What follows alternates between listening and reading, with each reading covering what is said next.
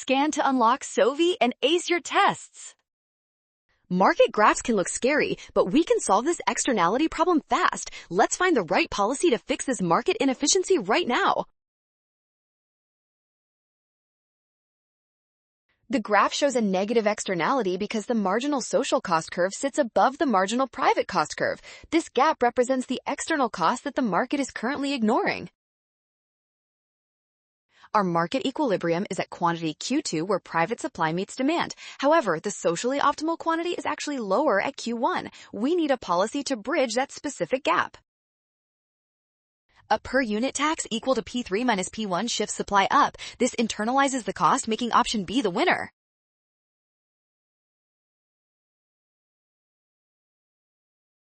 Well done! Scan the code to learn with Sovi. Avoid rushing. Trust the given curves and check your steps carefully.